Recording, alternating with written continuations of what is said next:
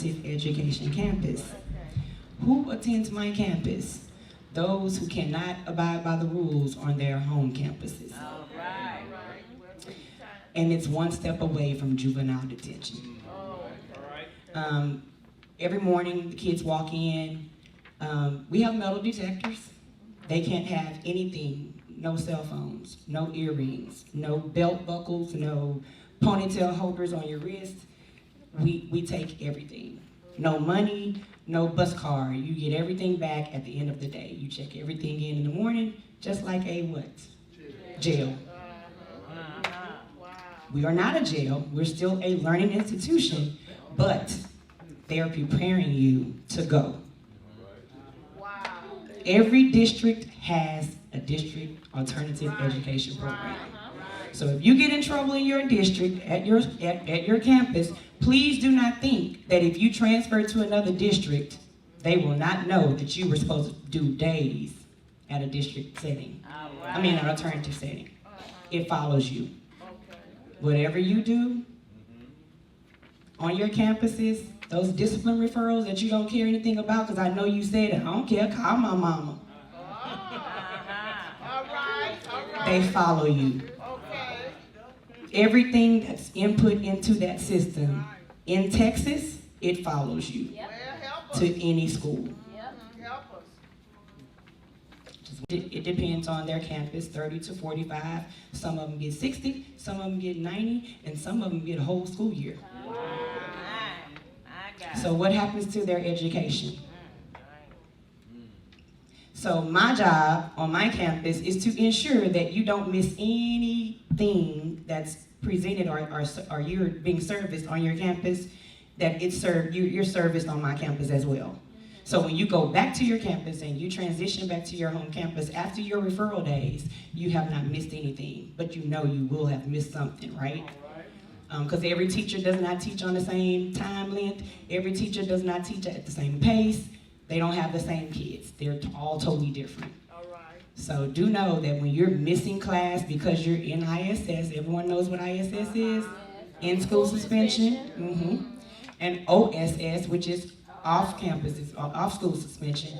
Anytime you miss out of class, you are missing your education, which causes gaps in your learning, which causes you to miss points on a STAR test, which causes you to fail a grade level, which sets you up for what?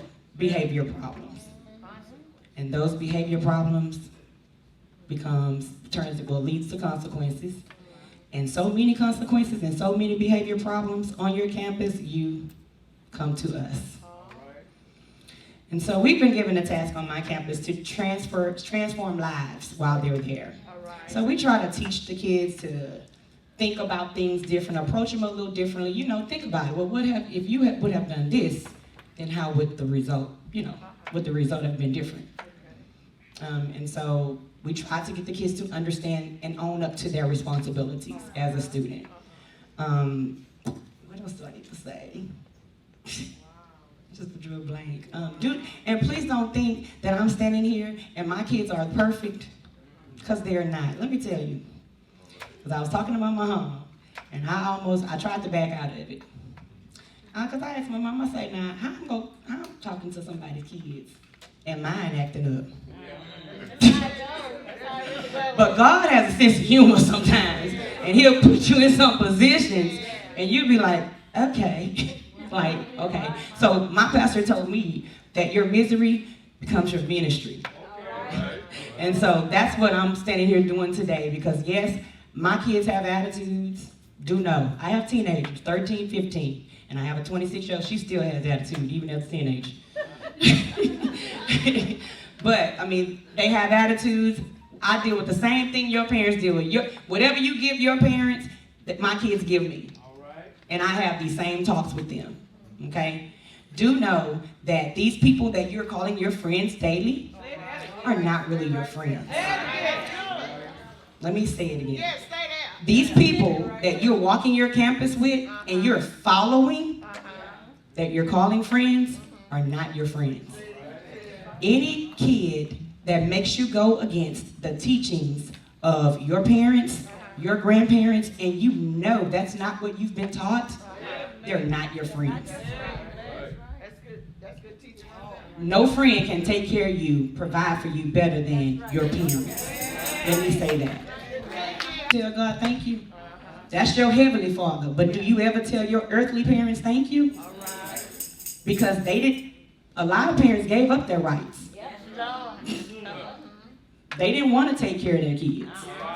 But your parents, and I know you see it, the suffering, the struggling, I know you see the sweat that they go out and they give it every day. They grind every day. Now I know you hear about grinding, but it's in the streets. No, your parents are giving it on somebody's job every day to provide for you. And you need to tell them thank you too sometimes. It won't hurt you. It won't hurt you.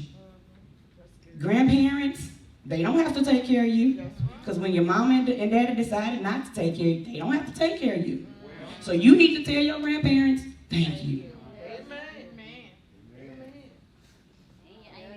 And your aunties and your uncles, because they step up too. and she's older, like she's an older kid. But as an older kid, we still have to tell our family members, thank you. Thank you. I'm 43. Let me tell you my story. I'm 43. I got pregnant at 17. I was still in high school. But I stand before you as an educator, one, and the only way you can be an educator is that you graduate from a college and you have a degree and you become certified to teach. But not only did I get my bachelor's, I got my master's as well. So that child did not stop me. Actually, that child pushed me. But if it wasn't for my uncles, my aunts, all of them sitting here, mama, daddy, sister too, brother, I probably couldn't have done it. I attended Forest Brook right down the street. Graduated from Forest Brook High School, which is now middle school. What that tells you. What that tells you about Forest Brook, about this area, period. You went from having 2 high schools to having 1. You went from having 1 middle school now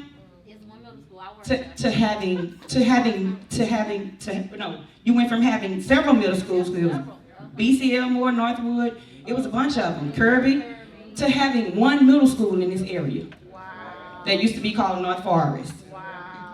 And HISD bought it. Why did they go to 1 high school? Because everybody stopped graduating. They stopped going to school. And guess who they are? These people you see at these stoplights and walking in here, clowning. You know, you see them every day. Out here at the car wash down the street, standing in front of the stores asking for a quarter every time somebody come out. I saw some of my classmates, he tell me, Glenda, you don't know who I am? No, I sure don't. Who are you? Because I'm 43, but you look like you 75. It's rough out there in the streets, in them parts. Like they say, it's rough out there in them parts. Yep, and he told me his name, and I said, oh. And that's all I could say. I remember the name now. That's all I can say, because you don't look the same. I'm sure that's how he was able to recognize me, because I probably look the same, but no, Chad didn't look the same. And everybody wanted Chad in school.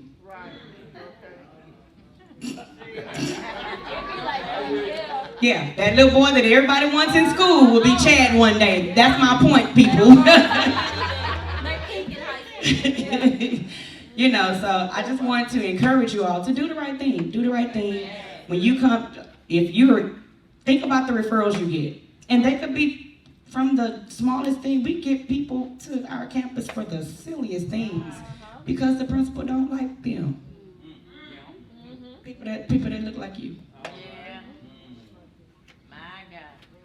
But they have a pen and paper. And they can make anything look good. And one person pushes it through. Ooh. approved. 90 days. For what? Being around a fight. Videoing a fight. Instigating the fight. If your friend is about to fight, leave them. Because they will get you by association. Just because you had attitude with that teacher, they gonna get you by association. So watch what you do on a day-to-day basis. You weren't born with these behaviors that you have. They're all learned behaviors.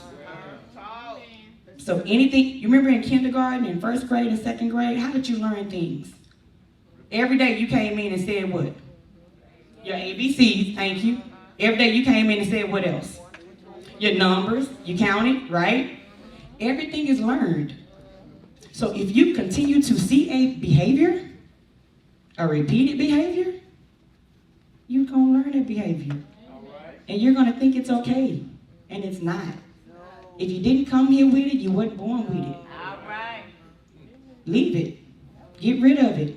Ask God to take it away. Everything is learned behaviors. And so when kids get to me, I have to teach them how to get rid of their learned behaviors. Like, okay, there are other ways we can kind of, handle this situation. He said he didn't like me. Okay. A lot of people don't like me. But I promise you I sleep at night. Matter of fact, I go into a deep slumber sometimes. But remember, kids, you know, at the end of the day, all you have is your parents, your grandparents, family, period, your family support, period. I want to leave a quote with you all.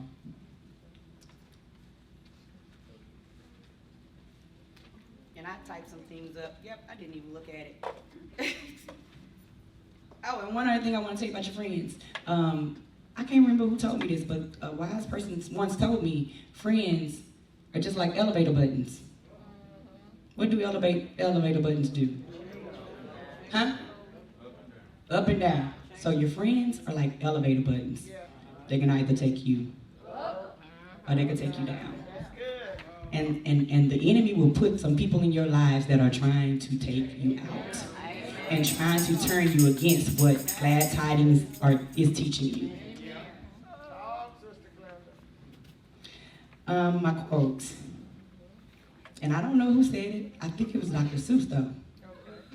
You know, Dr. Seuss was deep. As a preschool writer, Dr. Seuss was deep. But he says, you be you, because nobody else can beat you doing you better than you. Y'all got that? I'm gonna say, you do you, because nobody else can beat you doing you better than whom? You. Okay? So, I'm gonna put that in biblical terms. Be the leader and not a follower.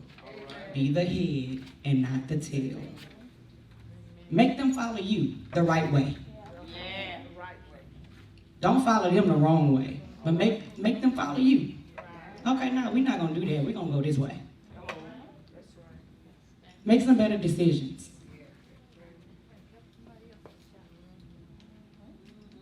I'm trying, but I told mine the same thing.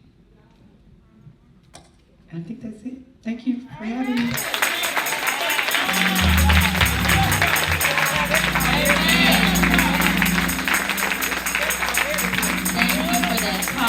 For encouraging the kids. Children, we love you. We're not trying to fuss at you or anything. We just love you. And we want to see you guys make the right decisions. Because we've all been children. Even Pastor Petrie. We've all been children. So we've been there. We know times are changing, but God is still the same, as Pastor always say. So we just want to encourage you guys.